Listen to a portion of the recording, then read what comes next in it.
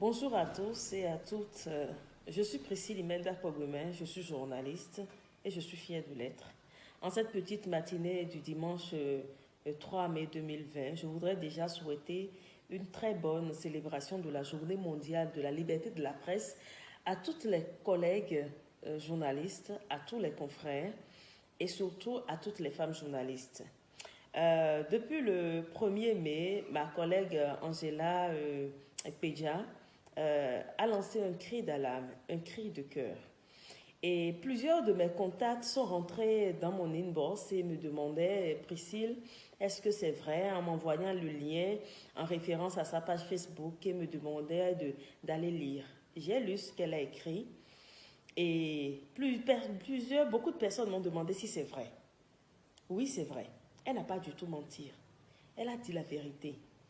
Ce qui se passe dans la presse béninoise en ce qui concerne le harcèlement, c'est un problème très très grave. C'est hyper grave à un niveau où vous ne pouvez même pas vous en douter. Vous ne pouvez pas vous imaginer ce que nous, les femmes journalistes, nous subissons au quotidien. Moi, je suis rentrée dans cette profession-là, je me suis retrouvée face à ce phénomène en démarrant par un stage académique en première année d'université. Et j'ai commencé mon stage dans une télévision de la place où ça a commencé tout de suite, ça n'a pas raté. C'est déjà pas des « tu es très belle », « tu me plais »,« tu es jolie ». Et moi, je prenais ça comme juste des compliments, bon, ce que les hommes disent à nous, les femmes, et pas plus. Mais c'est aller au-delà. C'est aller au-delà où, quand ton patron te fait la cour, tu refuses, systématiquement, c'est des menaces. Systématiquement, c'est des représailles. Systématiquement, on t'empêche d'aller sur le terrain. On te confie ce qu'on appelle dans notre jargon des chiens écrasés. On t'empêche de t'épanouir au boulot. Et vous vous imaginez, c'est du directeur de la télévision, du directeur général, du rédacteur en chef, son adjoint, aux simples collègues de la rédaction. Et ils ne veulent pas savoir si vous voulez ou pas. Quand vous êtes femme journaliste, vous rentrez dans une rédaction systématiquement, vous êtes comme un objet sexuel. Vous êtes comme un jouet pour eux. Et tout le monde veut goûter. C'est comme si vous êtes venu avec des gâteries dans la main et que comme les enfants, par exemple, voient des bonbons, des biscuits, veulent se jeter là-dessus tout de suite, malheureusement. Et c'est ça. Angela n'a pas menti. Elle n'est pas la première femme journaliste au Bénin à être harcelée. Elle ne sera pas la dernière. Moi, j'ai été harcelée, proprement et âprement. Tellement que j'étais obligée d'abandonner, de rester à la maison. Si aujourd'hui, dimanche 3 mai, je vous parle, je suis à la maison, je ne travaille dans aucune chaîne de télévision au Bénin. Je vous donne cet exemple d'un directeur de télévision bien connu ici au Bénin, bien respecté, qui m'a fait la cour, que j'ai refusé. Et il m'a tellement harcelé que il envoyait même mes collègues garçons venir me dire « Ah, le directeur est en train de te faire la cour, tu refuses, et il faut porter pelle pour aller le voir. » Et un jour, j'étais là, du retour d'un reportage, j'étais au banc de montage en train de monter mon reportage. Quand il m'appelle, dans son bureau, je vais. Et derrière son ordinateur, je ne savais même pas ce qui m'attendait. Il m'appelle, il me dit « Priscille, viens. » Je viens et qu'est-ce que je remarque? Le monsieur a déjà baissé son pantalon. Il était en train de se masturber, excusez du thème. Et il m'appelle, il me dit, viens me faire la pipe. J'ai dit, quoi? J'ai dit, pardon, je n'ai pas compris. Il dit, oui, qu'est-ce que tu n'as pas compris? Qu'est-ce que tu n'as jamais fait? J'ai dit, désolé, directeur, je suis en train de monter un élément. Il me dit, tu montes quoi? J'ai dit, je monte un élément pour le 13h. Il dit, ah bon? Mais viens d'abord me satisfaire. J'ai dit, je suis désolé. C'est dans votre bureau ici que vous faites vos cochonneries. Il me dit, mais c'est ça, cochonnerie? J'ai dit, excusez-moi, je suis partie. Je vous jure que je suis restée au placard pendant 3 mois dans cette rédaction, à ne pas mettre pied sur le terrain. Je suis devenue chef d'édition de toutes les éditions, de 6h jusqu'à 22h30, avant de rentrer chez moi, pendant 3 mois. Mais ça m'a appris, ça m'a renforcé. Ces 3 mois passés à ne pas mettre le pied sur le terrain, alors que je suis venue dans la maison en tant que journaliste stagiaire. Et là, j'étais stagiaire, hein, s'il vous plaît. Et on m'a puni pendant 3 mois. Et je suis restée. à l'édition. C'est ça, ces 3 mois-là m'ont permis de connaître beaucoup de choses en télévision. Ça, c'est entre parenthèses. Mais mes collègues journalistes hommes dans cette même rédaction viennent me voir me dire, ah Priscille, le directeur t'a appelé, il a dit de venir lui faire la canne à sucre, tu as refusé. Ah, si toi tu veux avoir un contrat dans cette maison, tu as intérêt, hein?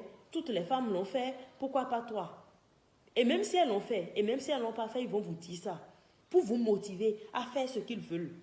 Ce n'est pas possible. Et finalement, j'ai dû quitter cette télévision.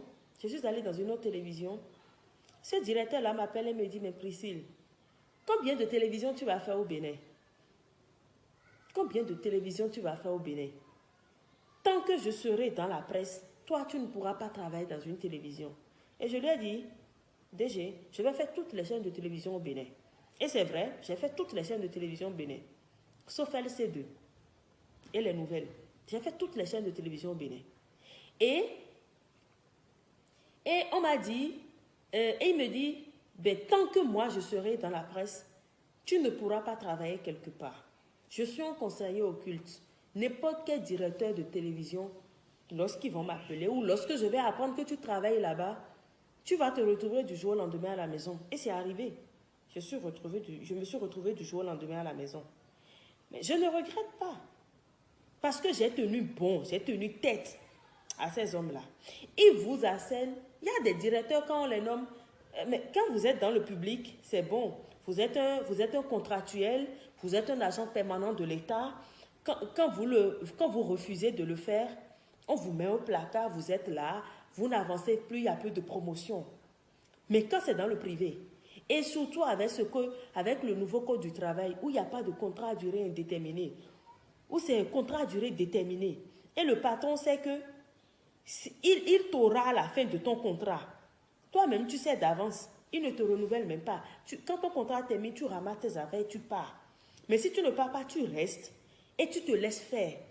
C'est quoi la chose? Ce n'est pas normal. Ils ont tellement fait que quand on parle des femmes journalistes aujourd'hui, entre griffes, ça rime avec prostitution. Ce n'est pas bon. C'est un métier noble. C'est un métier très noble. Quand vous voyez les femmes à l'international, des femmes journalistes tenir des débats politiques bien animés, ça vous plaît. Il y a des parents aujourd'hui qui paient des scolarités pour des enfants pour qu'ils deviennent journalistes. Mes chers parents, vous savez ce à quoi vos enfants seront confrontés une fois dans la vie professionnelle. Moi, aujourd'hui, je suis à la maison. Il y a des directeurs qui viennent, on les nomme, ils viennent dans les privés, qui tiennent des réunions du personnel à partir de 20h, 22h, 23h, 20h, jusqu'à finir ces réunions-là à 2h du matin. J'ai subi ça dans ma carrière professionnelle. Et ces directeurs qui le font sont des hommes mariés. Ils sont bien. 1 fois, 2 fois, 3 fois mariés. C'est des polygames. Mais qui gardent des femmes au foyer, au boulot, pour réunion du personnel jusqu'à 2h du matin. Vous vous imaginez? Si tu refuses, ils vont dire quoi? Que désobéissance, tu n'as pas respecté à ton patron et que si il va coller quelque part, te renvoyer. Et pour conserver notre boulot, on est obligé de supporter ces genres de choses. Mais ce que moi j'ai dit que je ne vais pas supporter, c'est le harcèlement. Le harcèlement, non. Je ne vais pas me laisser harceler. J'avais 9 ans lorsque mon papa est décédé. Quel marché ma mère n'a pas fréquenté? Quelle tontine elle n'a pas donné pour me payer la contribution? Jusqu'à aller, moi j'ai fait l'ISMA. J'ai eu un master professionnel en journalisme, vous imaginez? Et ma mère souffre, engagement sur engagement, on a signé. On me renvoyait des cours. Je finis, j'ai mon diplôme en main. Et pour avoir un métier, je dois coucher avec un homme. Excusez du peu. Il faut que j'aille direct. Je dois faire les promotions canapés. Les canapés qu'on leur achète dans le bureau pour recevoir de la visite. Les clients potentiels de la télévision, ces canapés deviennent des lits. Et c'est sur ça qu'ils font leurs bêtises. J'étais obligée. Il y a un directeur d'une radio communautaire, que je tais le nom, qui m'a embauché. 2 semaines, on travaillait. Il me fait appel dans son bureau. Il me dit, ah Priscille, voilà ce dossier-là, et tu peux jeter un coup de ce que je suis en train de te faire. Le monsieur se lève. J'entends, il est allé vers la porte, je savais ce qu'il voulait, je ne savais pas ce qu'il voulait faire. Et qu'est-ce que je vois? Il fout sa main dans ma chemise. Mais je me lève, je dis, qu'est-ce qui se passe? Il dit, tu me plais. Je dis, désolé, je ne suis pas là pour ça. Ce monsieur-là m'a plaqué au mur. J'étais obligée de le gifler pour me défendre et sortir de son bureau. S'il écoute cette vidéo, il se reconnaîtra. Il sait que c'est de lui que je parle. Ce n'est pas possible. Nous ne sommes pas des jouets. Nous ne sommes pas des jouets sexuels à la portée des hommes au boulot. Non. Je vous en prie, Angela n'a pas menti. Elle a dit la vérité. Et toi, femme journaliste, toi qui es ma consoeur et qui me vois, qui m'écoute, tu sais que je dis la vérité. J'ai été interpellée. Ma maman m'a demandé, mes frères, toi aussi, ta famille, tes connaissances, ton mari, ou je ne sais qui encore, va te demander est-ce que c'est vrai ce qu'Angela a dit.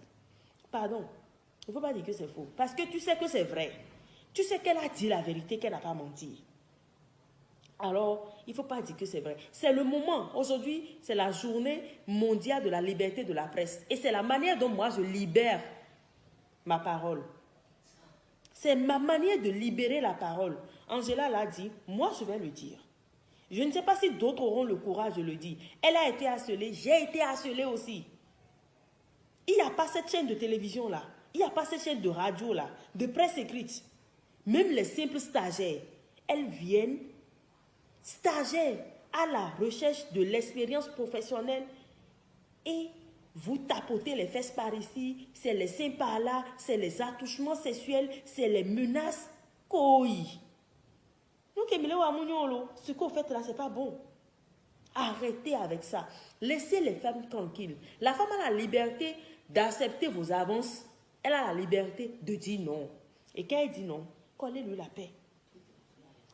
Quand vous dites toutes les filles à l'école, c'est bien, c'est beau.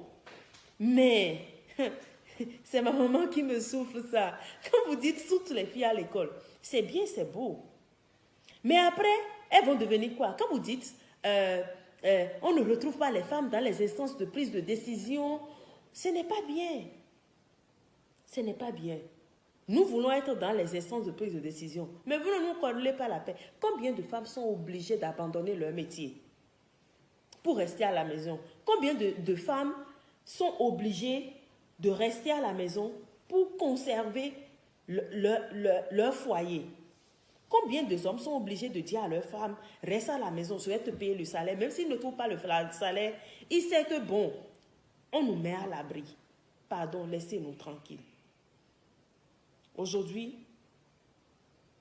3 mai, journée mondiale de la liberté de la presse, moi je demande à ce que la presse béninoise soit accernée, à ce que les agresseurs, les harceleurs arrêtent. Laissez les femmes tranquilles. Stop au harcèlement en milieu de travail. Je vous remercie et très bonne journée. Bye.